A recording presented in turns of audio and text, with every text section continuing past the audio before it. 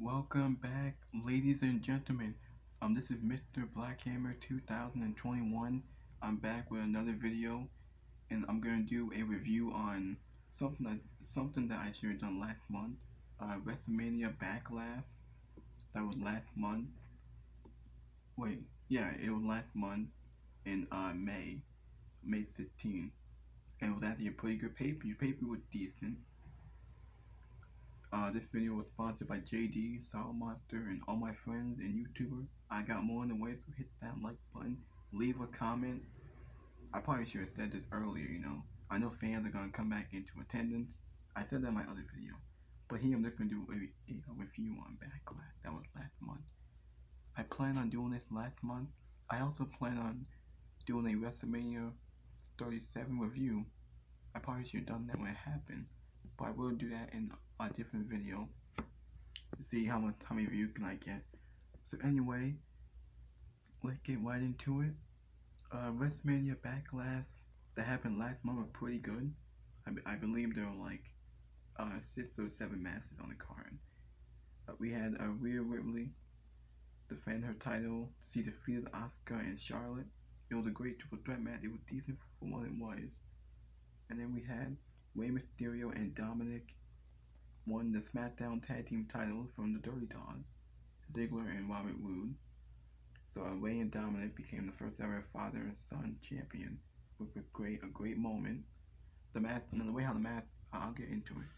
And then we had Bianca Belair and Bayley with a pretty good match. I did not like the ending where Bianca had to use her hair. And then we had probably the worst match of the night, Damian Priest versus The Miz in a lumberjack match with zombies.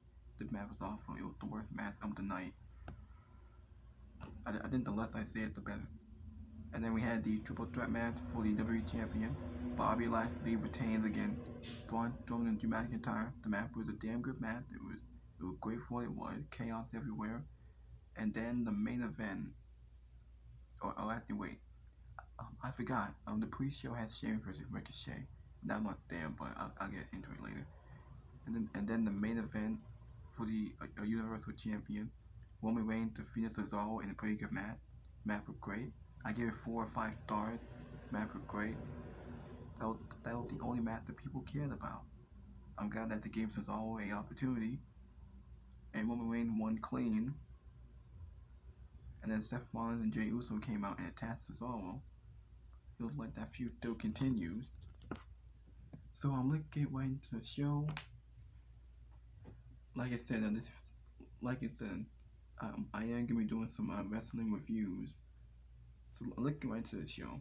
Let's start off with the pre-show. Sheamus versus Ricochet in a non-title match for the United States title.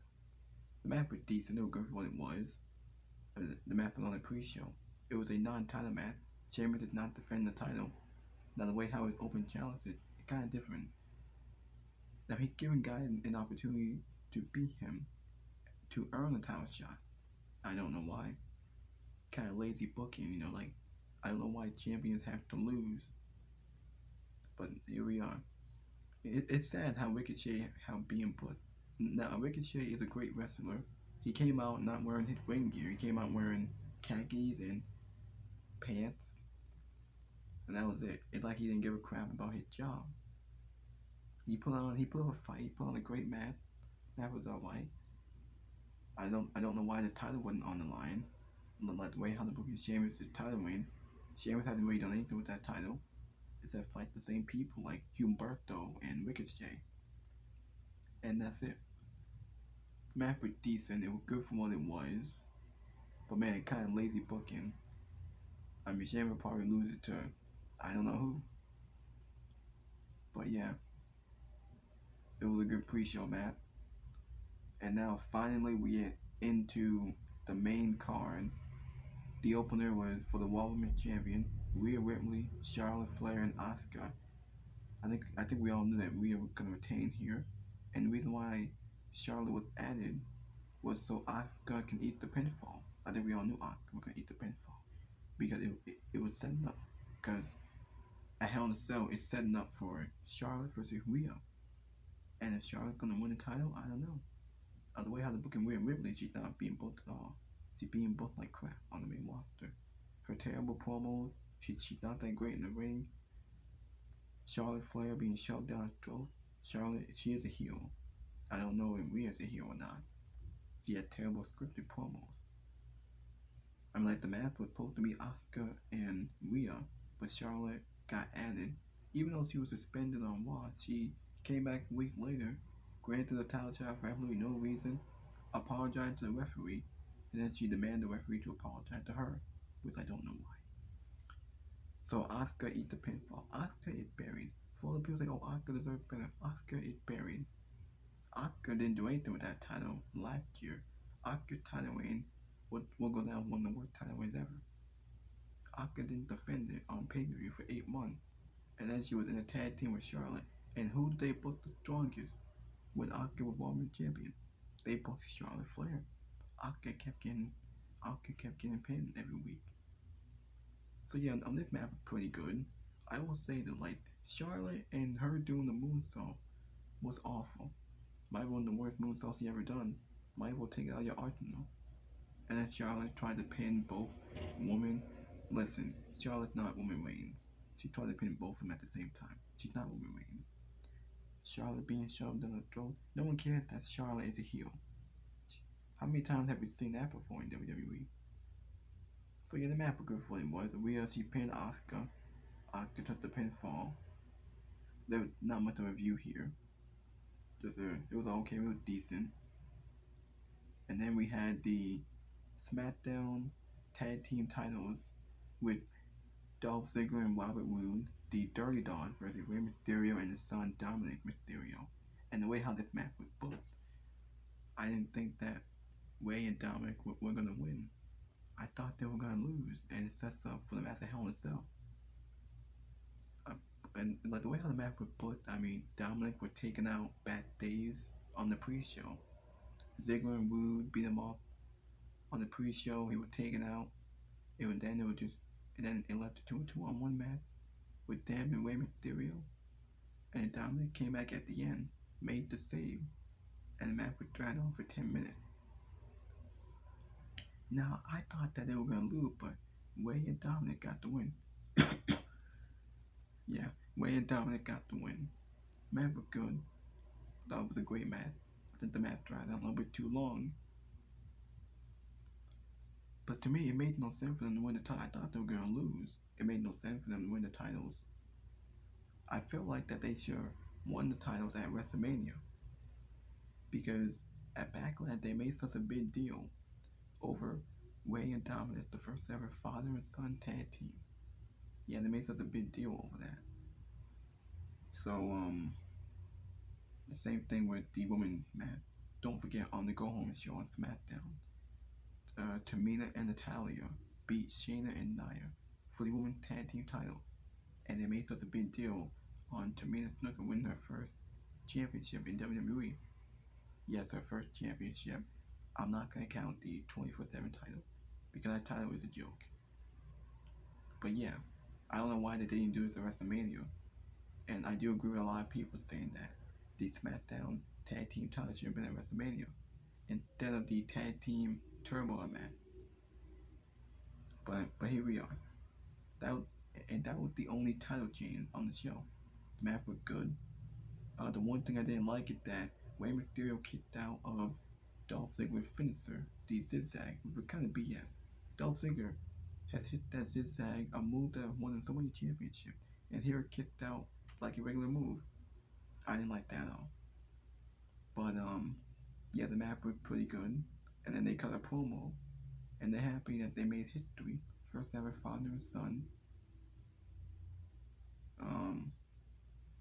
I just bet the match was booked a lot better. I mean, the fact that Dominic was taken out for half of the match, he come back at the end, the match is dragged out, and they win. So, yeah. And they won. And then after that, we get Damian Priest versus The Miz. I don't know why this was on the show. And the reason why this was on the show, and the reason why it's a lumberjack match, and that they had zombies, is because Dave Bautista and the movie was advertised, or Army of the Dead. You know that movie Army of the Dead that Dave Bautista's in, that was advertised for the entire show. And then the reason why they had zombies. And Batista even tweeted something on Twitter saying, make sure you guys take care of my friends. First of all, this match was awful. No reason why this match should be on the card. I'm glad that Damian Priest won, and The Miz got hurt in the match. There was a major bot in the match where Damian Priest kicked him. He had to kick the Miz's leg, and the Miz didn't sell it properly. I don't know, but the Miz got hurt, and I hear all the rumors that he tore his ACL. He might be out for a while. He's not gonna be in the ring, which is good because I think we've seen enough of the Miz. I mean, this match was awful. And after the match was over, you saw the Miz get devoured by all the zombies. This match was ridiculous. I'm not gonna review it because the match was awful. And but they made the zombies stupid. I don't know if I'm watching The Walking Dead or not. I mean, the match was just garbage. I couldn't believe I'm still like reviewing this. Like, first of all, I'm glad the feud is over. First of all, the feud sure ended at WrestleMania with Bad Bunny and Damian Priest going over against Miz and Morrison, and that was it. And then the next night on Raw, Damian Priest versus John Morrison in a lumberjack match, and we haven't seen Damian Priest on Raw. He's been off television for like a month now, and we have not seen him. So yeah. Alright, so and after that we had, well, I think I said enough about the map. The map was awful. I'm not gonna talk about the zombies being stupid, Miz getting injured. The best part with the announcer, Corey Graves did great on the announcer. I think he said something about, oh, where's Lucille? Or bring out Negan, which was actually hilarious. And after that, at this point, I had to change the channel after that map was going on. I didn't want to watch that lumberjack map with Miz and Damian Priest. The map was off. Thank God they ended that feud, and now the feud is over. So, after that, we had, for the Smackdown Women's title, we had Bayley and Bianca Belair. The map was solid. It was decent. These two have good chemistry. I mean, the build was awful. The way how they're booking Bianca as a babyface is not great. Now, it wasn't a clean finish. She won with a roll-up, and she used her ponytail to help her win. And then they showed the replay. Bayley was upset. She happened to show the replay that Bianca cheated. And I'm sure that these two might have a match at Hell in a Cell, which will end their feud. And hopefully Sasha Banks will come back. And we get the Bayley Sasha feud. Sasha turns heel, make the feud better. It makes the feud better. And I'm sure that'll be good. So yeah, map was good. And then, I mean, like, you know, I don't know, like to me, it was hard for me to watch. After seeing that map with Damian Priest and the Miz and the zombie, it was just like I couldn't stay focused in this match. I don't know. And after that, for the triple threat match, Bobby Lashley, Drew McIntyre, and Braun Strowman. Now this was a damn good match. The match was great. It was decent.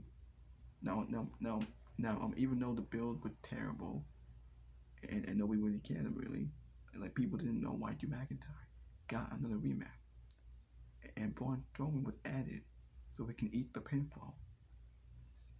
Same thing with Asuka. The reason why that they had those triple threat matches was because it's setting up for Charlotte and Rhea and Bobby Lashley and Drew McIntyre. Those two matches are gonna be a Hell in a Cell, and they're probably gonna end their feud. That's why Strowman was added. And I will say this: Braun Strowman, this was Braun Strowman's last match in WWE, because I know a lot of people were shocked that Braun Strowman got released, and the reason why he was released because of a big contract. He was making too much money, and Braun Strowman didn't have a good year, in my opinion. Like, he had that feud with Shane McMahon at WrestleMania, one of the worst feuds ever. It was all about being stupid. I mean, the feud was awful. One of the reasons why Monday Night Raw is one of the worst television shows ever. I'm glad it's over. I'm glad Shane McMahon's off television. But But at WrestleMania Backlash, Braun Strowman had a great performance. The match was great. Chaos all over the place, destruction, even outside the ring. The match was alright. Braun Strowman eat the pinfall. So it keeps Lashley strong, it keeps McIntyre strong. It sets up for the match at Hell in a Cell. I think my favorite part of the match was when Bobby Lashley and Drew McIntyre both did the suplex to Braun Strowman. They held him off for like a few seconds. That was a good spot. And then finally we get to our main event, Roman Reigns versus Cesaro for the Universal Championship. The only match that people cared about. And the match was great. I gave it 4 or 5 stars. The match was great. Cesaro put up a fight. Roman Reigns did. I love the story that they told with him working on Cesaro's arm. Now, even though the build wasn't that great, because it was mostly about the Usos and Seth Rollins, because those feuds were going on, and that's the only thing that's saving Smackdown is Roman Reigns and the storyline with the Usos, and Rollins and Cesaro, and that match will be at Hell in a Cell. Now we all thought Jimmy Uso and Roman Reigns would be inside Hell in a Cell, but unfortunately it's not. But Jimmy Uso will fall in line to the Tribal Chief. The match was good. Roman Reigns won clean. He didn't have any help. There was no interference. There was no shenanigans. Not until the match was over. He won with the guillotine. He beats us all clean. And after the match was over, Jey Uso comes out, beats the crap out of Cesaro, and then Seth Rollins comes out, beats the crap out of Cesaro, beats him with a chair. He works on his arm, and the show ends with Rollins standing there posing with that smirk on his face. I thought the show was great. It was a decent show. I thought all the matches were great, except for that lumberjack match with The Miz and Damian Priest. That was the worst match of the night. And I heard the match was pre-recorded. So someone in creative thought it was a good idea to have this match be pre-recorded and put on live TV. You can tell how bad creative is. But anyway, I think that'll be it for today. If you guys want to see more, hit that like button, leave a comment, subscribe to my video. I'll be back with more. I will do a WrestleMania Synthwave.